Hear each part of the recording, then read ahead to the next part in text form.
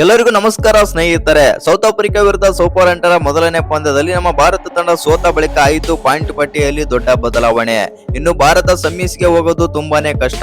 ಈ ರೀತಿ ಆದ್ರೆ ಮಾತ್ರ ನಮ್ಮ ಭಾರತ ತಂಡ ಸೆಮಿಫೈನಲ್ ಹಂತಕ್ಕೆ ಹೋಗಬಹುದು. ಅಷ್ಟಕ್ಕೂ ಪಾಯಿಂಟ್ ಪಟ್ಟಿಯಲ್ಲಿ ನಮ್ಮ ಭಾರತ ತಂಡ ಸೆಮಿಫೈನಲ್ಗೆ ಹೋಗ್ಬೇಕಂತಂದ್ರೆ ಏನೆಲ್ಲ ಮಾಡ್ಬೇಕು ಮತ್ತು ಯಾವೆಲ್ಲ ತಂಡದ ವಿರುದ್ಧ ಗೆಲ್ಲಬೇಕು ಮತ್ತು ಯಾವೆಲ್ಲ ತಂಡ ಸೋಲ್ಬೇಕು ಅಂತ ತಿಳ್ಕೊಂಬರೋಣ ಬನ್ನಿ. ಅದಕ್ಕಿಂತ ಮುಂಚೆ ನೀವೇನಾದ್ರೂ ಚಾನಲ್ಗೆ ಸಬ್ಸ್ಕ್ರೈಬ್ ಮಾಡ್ಕೊಳ್ಳೋದು ಹಾಗೆ ನೋಡ್ತಿದ್ರೆ ಸಬ್ಸ್ಕ್ರೈಬ್ ಮಾಡ್ಕೊಂಡು ಬೆಲ್ ಐಕಾನ್ ಅನ್ನ ಆಲ್ ಇಟ್ಕೊಳ್ಳಿ. ಹಾಗೆ ಮರಿದೆ ವಿಡಿಯೋಗೊಂದು ಲೈಕ್ ಕೊಡೋದನ್ನ ಕೂಡ ಮರಿಬೇಡಿ. ಇನ್ನು ನಮ್ಮ ಭಾರತ ಮತ್ತು ಸೌತ್ ಆಫ್ರಿಕಾ ನಡುವಿನ ಸೂಪರ್ ಎಂಟರ ಮೊದಲನೇ ಪಂದ್ಯದಲ್ಲಿ ನಮ್ಮ ಭಾರತ ತಂಡ ಹೀನಾಯವಾಗಿ ಆದ್ರೆ ಸೋತಿದೆ.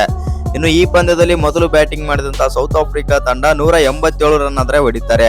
ಆನಂತರ ಸೆಕೆಂಡ್ ಇನ್ನಿಂಗ್ಸ್ ಆರಂಭಿಸಿದಂತ ನಮ್ಮ ಟೀಮ್ ಇಂಡಿಯಾ ಕಳಪೆ ಬ್ಯಾಟಿಂಗ್ ಕೊಟ್ಟು ವರ್ಸ್ಟ್ ಬ್ಯಾಟಿಂಗ್ ಅಂತಾನೆ ಹೇಳ್ಬೋದು ಈ ವರ್ಷದಲ್ಲಿ. ಹೌದು ಸ್ನೇಹಿತರೆ, ಕೇವಲ 111 ರನ್ ಗಳಿಗೆ 18.5 ಓವರ್ಗಳಲ್ಲಿ ಆಲ್ಔಟ್ ಆಗ್ತಾರೆ ಅಂತಾನೆ ಹೇಳ್ಬೋದು. ಇನ್ನು 3 ವರ್ಷಗಳಿಂದಲೂ ನಾವು ಇಂತ ನಮ್ಮ ಬ್ಯಾಟಿಂಗ್ ವರ್ಸ್ಟ್ ಬ್ಯಾಟಿಂಗ್ ನ ನಾವು ನೋಡೇ ಇರಲಿಲ್ಲ. ಇವತ್ತಿನ ದಿನ ಸೂಪರ್ ಎಂಟರ್ ಅಲ್ಲಿ ಬಂದ್ಬಿಟ್ಟು ನಮ್ಮ ಭಾರತ ತಂಡ ಸೌತ್ ಆಫ್ರಿಕಾ ವಿರುದ್ಧ ಹೀನಾಯವಾಗಿ ಆದ್ರೆ ಆಲ್ಔಟ್ ಆದ್ರೆ ಆಗಿದೆ. ಎಸ್ಪೆಷಲಿ ಹೇಳ್ಬೇಕಂತಂದ್ರೆ ನಮ್ಮ ಭಾರತದ ಬ್ಯಾಟರ್ಸ್ ಯಾವ ಒಬ್ಬ ಬ್ಯಾಟರ್ ಕೂಡ ಕೈ ಎತ್ತಿ ಹಿಡಿಲಿಲ್ಲ ಮತ್ತು ಎಲ್ಲ ಬ್ಯಾಟರ್ ಕೂಡ ಫೇಲ್ ಆದ್ರು. ಆ ಕಾರಣದಿಂದಾಗಿ ನಮ್ಮ ಟೀಮ್ ಇಂಡಿಯಾ ಬಂದ್ಬಿಟ್ಟು ಹೀನಾಯವಾಗಿ ಆದ್ರೆ ಸೋತಿದೆ. ಇನ್ನು ಈ ಪಂದ್ಯ ಸೋತ ಬಳಿಕ ನಮ್ಮ ಭಾರತ ತಂಡದ ಪ್ಲಸ್ ರನ್ ರೇಟ್ ಇದ್ದು ಇವಾಗ ಮೈನಸ್ ಆಗಿದೆ ಅಂತಾನೆ ಹೇಳ್ಬೋದು. ಹೌದು ಸ್ನೇಹಿತರೆ, ಲೀಗ್ ಸ್ಟೇಜ್ ಪಂದ್ಯಗಳಲ್ಲಿ ಅದ್ಭುತವಾಗಿ ಗೆದ್ದು 4ಕ್ಕೆ 4 ಗೆದ್ಕೊಂಡು ಪ್ಲಸ್ ರನ್ ರೇಟ್ ಅಲ್ಲಿ ಭರ್ಜರಿಯಾಗಿ ಮುನ್ನುಗ್ತಿತ್ತು ಅಂತಾನೆ ಹೇಳ್ಬೋದು. ಆದ್ರೆ ಇಲ್ಲಿ ಗ್ರೂಪ್ ಸ್ಟೇಜ್ ಅಲ್ಲಿ ಸೂಪರ್ ಎಂಟರ್ ಅಲ್ಲಿ ಬರ್ತಿದ್ದಂಗೆ ನಮ್ಮ ಟೀಮ್ ಇಂಡಿಯಾಗೆ ದೊಡ್ಡ ಹೊಡೆತ ಆದ್ರೆ ಬಿದ್ದಿದೆ. ಅಷ್ಟಕ್ಕೂ ಪಾಯಿಂಟ್ ಪಟ್ಟಿಯಲ್ಲಿ ಏನೆಲ್ಲ ಆಗಿದೆ ಮತ್ತು ನಮ್ಮ ಭಾರತ ತಂಡ ಸೆಮೀಸ್ಗೆ ಹೋಗ್ಬೇಕಂದ್ರೆ ಏನೆಲ್ಲ ಮಾಡ್ಬೇಕಂತ ನೋಡೋದಾಯ್ತು ಅಂತಂದ್ರೆ ನಮ್ಮ ಭಾರತ 12 ಪಂದ್ಯಗಳನ್ನಾದ್ರೆ ಆಡುತ್ತೆ ಸೂಪರ್ ಎಂಟರ್ ಅಲ್ಲಿ. ಹೌದು ಸ್ನೇಹಿತರೆ, ಮೊದಲನೇ ಎರಡನೇ ಪಂದ್ಯ ಜಿಂಬಾಬ್ವೆ ವಿರುದ್ಧ 26ನೇ ತಾರೀಕು ಆಡಿದ್ರೆ ಇನ್ನೊಂದು ವೆಸ್ಟ್ ಇಂಡೀಸ್ ವಿರುದ್ಧ ಮಾರ್ಚ್ 1ನೇ ತಾರೀಕು ಆದ್ರೆ ಆಡುತ್ತೆ. ಆ ಕಾರಣದಿಂದಾಗಿ ನಮ್ಮ ಭಾರತ ತಂಡ 2 ಪಂದ್ಯಗಳಲ್ಲಿ ಅದ್ಭುತವಾಗಿ ಗೆಲುವಾದ್ರೆ ಸಾಧಿಸಬೇಕು. ಇನ್ನೊಂದು, ಇದೀಗ ಸೌತ್ ಆಫ್ರಿಕಾ ಪಾಯಿಂಟ್ ಪಟ್ಟಿಯಲ್ಲಿ ನಮ್ಮ ಗ್ರೂಪ್ ನಲ್ಲಿ ಪಾಯಿಂಟ್ ಪಟ್ಟಿಯಲ್ಲಿ ಮೊದಲನೇ ಸ್ಥಾನದಲ್ಲಿ ಆದ್ರೆ ಇದೆ. ಆ ಕಾರಣದಿಂದಾಗಿ ಅವರು ಕೂಡ ವೆಸ್ಟ್ ಇಂಡೀಸ್ ವಿರುದ್ಧ ಮತ್ತು ಜಿಂಬಾಬ್ವೆ ವಿರುದ್ಧ ಗೆದ್ದರೆ ನಮ್ಮ ಭಾರತ ತಂಡ ಈಸಿಯಾಗಿ ಸೆಮಿಫೈನಲ್ ಆದ್ರೆ ಹೋಗ್ತಾರೆ.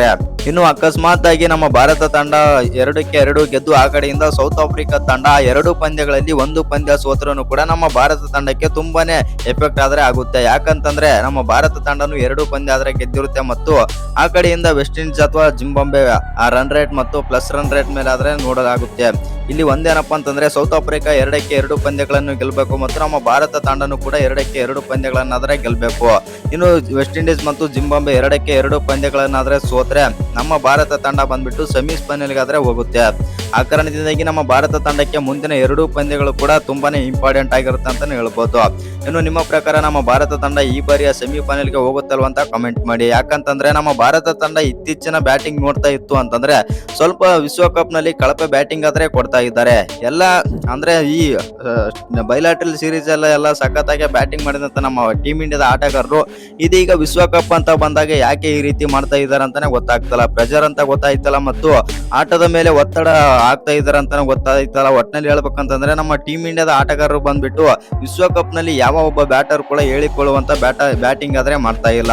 ಇನ್ನು ಪಾಯಿಂಟ್ ಟೇಬಲ್ ಆದ್ರೆ ಇದು.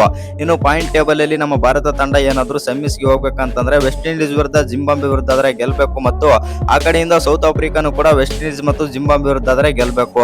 2 ತಂಡಗಳು ಕೂಡ ಈ 2 ತಂಡದ ವಿರುದ್ಧ ಆದ್ರೆ ಗೆದ್ರೆ ನಮ್ಮ ಟೀಮ್ ಇಂಡಿಯಾ ಬಂದ್ಬಿಟ್ಟು ಈಸಿಯಾಗಿ ಸೆಮಿಫೈನಲ್ ಆದ್ರೆ ಹೋಗುತ್ತೆ. ಅಕಸ್ಮಾತ್ ಆಗಿ ನಮ್ಮ ಟೀಮ್ ಇಂಡಿಯಾ ಈ 2ರಲ್ಲಿ 1 ವಿರುದ್ಧ ಸೋತ್ರನು ಕೂಡ ಮನೆಗೆ ಅಂತಾನೆ ಹೇಳ್ಬೋದು. ಇನ್ನು ನಿಮ್ಮ ಪ್ರಕಾರ ನಮ್ಮ ಭಾರತ ತಂಡ ಸೆಮಿಫೈನಲ್ಗೆ ಹೋಗುತ್ತಲ್ವ ಅಂತ ಕಾಮೆಂಟ್ ಮಾಡಿ. ಹಾಗೆ ಇನ್ನು ಯಾರು ಚಾನಲ್ಗೆ ಸಬ್ಸ್ಕ್ರೈಬ್ ಮಾಡ್ಕೊಂಡಿಲ್ಲ ಸಬ್ಸ್ಕ್ರೈಬ್ ಮಾಡ್ಕೊಂಡು ಬೆಲ್ ಐಕಾನ್ ಅನ್ನು ಆಲ್ ಇಟ್ಕೊಳ್ಳಿ. ಹಾಗೆ ಮರಿದೆ ವಿಡಿಯೋಗೊಂದು ಲೈಕ್ ಕೊಡೋದನ್ನ ಕೂಡ ಮರಿಬೇಡಿ.